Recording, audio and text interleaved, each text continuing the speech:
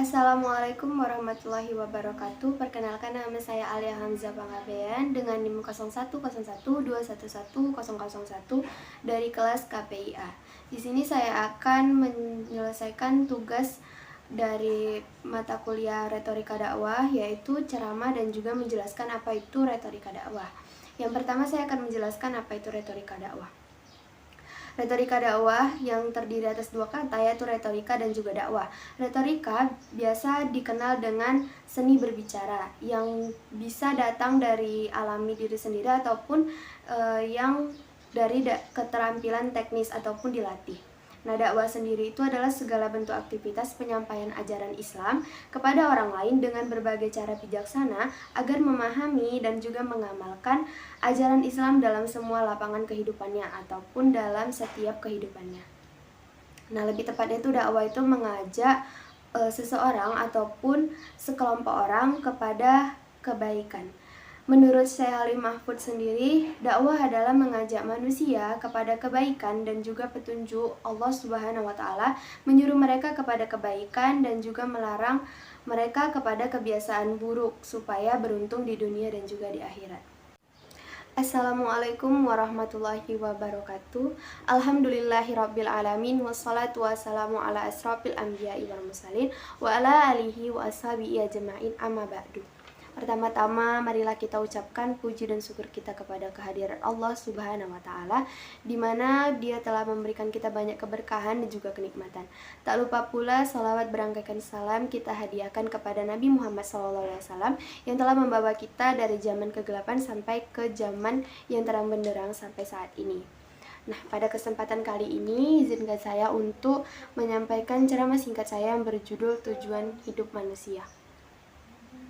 Seperti yang kita ketahui, pada Quran Surah Al-An'am ayat 162 yang berbunyi, Inna salati wa nusuki wa mayahya wa mamati lillahi rabbil alamin, yang berarti sesungguhnya salatku, ibadahku, hidupku dan matiku hanyalah untuk Allah, Tuhan seluruh alam. Kadang itu kita terlena akan kenikmatan di dunia yang fana ini dan lalai terhadap perintah Allah, lupa dengan tujuan hidup yang sebenarnya hanya untuk beribadah kepada Allah. Kita bisa melihat betapa indahnya hidup ini dan juga betapa indahnya dunia ini yang sebenarnya itu diciptakan sama Allah, tapi kadang kita lupa sama penciptanya sendiri. Kadang kita lupa sama Allah yang maha memberi kenikmatan kepada kita. Memang kehidupan dunia ini nggak lain hanyalah kesenangan dan juga memperdaya kan. Bahkan Al-Quran dan hadis tidak pernah memuji dunia.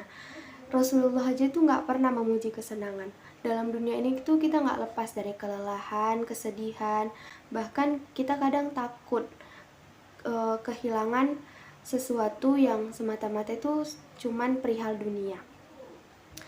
Kadang itu yang dirasakan ketika orang yang terlalu mengejar dunia itu, orang itu jadi takut untuk mempertahankan apa yang sudah mereka kejar.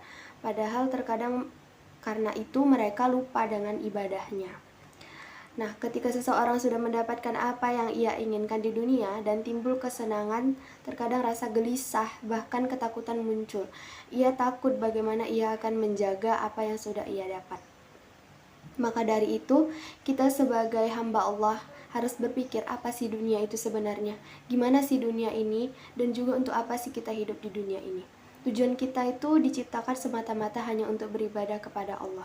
Seperti firman Allah dalam surat Az-Zariyat ayat 56, yaitu وَمَا خَلَقْتُ الْجِنَّ وَالْإِنسَ إِلَّا لِيَعْبُدُونِ, yang artinya aku tidak menciptakan jin dan manusia melainkan agar mereka beribadah kepadaku.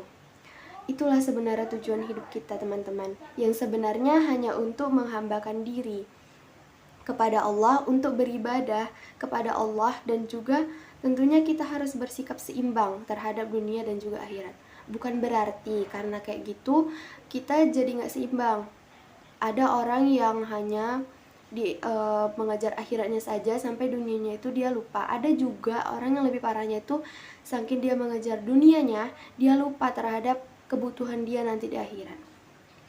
Nah, maka sebagai mukmin harus sadar bahwa dunia ini bukan tempatnya beristirahat, tetapi tempatnya kita mengumpulkan amal. Semoga kita senantiasa menjadi golongan orang-orang yang beriman dan tidak terlalu terpedaya dengan dunia. Amin amin ya robbal alamin. Sekian ceramah singkat dari saya, lebih dan kurangnya saya mohon maaf. Wabillahi taufik wal hidayah. Wassalamualaikum warahmatullahi wabarakatuh.